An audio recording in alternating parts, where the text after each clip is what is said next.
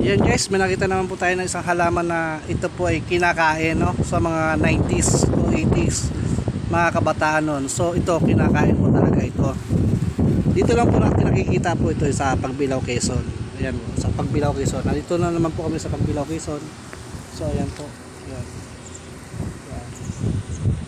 Ayan, nandito naman kami at pumikap po ng produkto. Ayan po, tractor blue. Ayan, nasa kasama po yung video.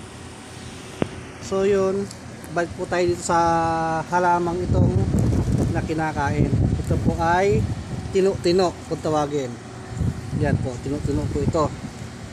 Kung tawagin sa probinsya, yan po. Bubuksan po natin isang piraso. Yan, ayan, ayan. Bubuksan po natin isang piraso kung ano po klaseng laman ng loob dito. Ayan po. So yan po, kakainin po natin. Yan. Ito po ay tino-tino tawagin.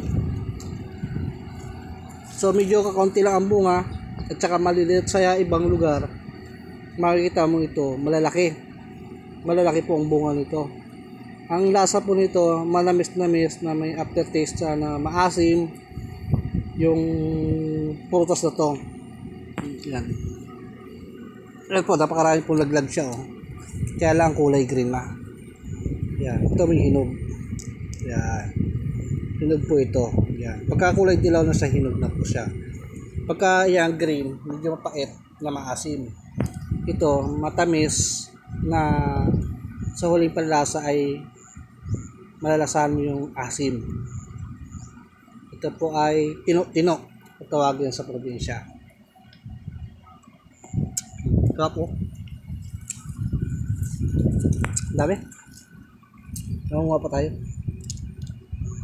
Sa nakakaalam nito, kung ito may kinakain ko ito. Tino-tino. Tino-tino po yan. So mangunga pa tayo ng marami. Ito.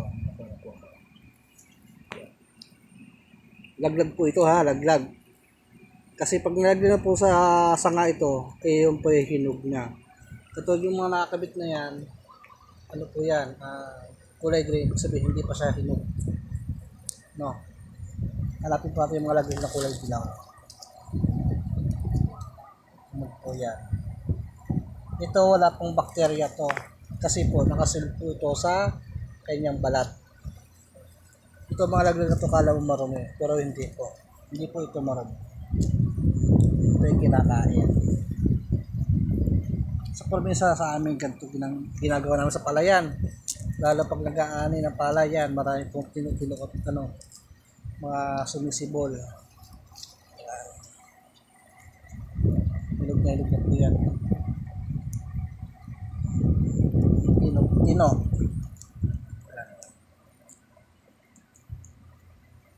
Guys, yan lang po ang aking nakitang halaman ngayon sa Pagbilao.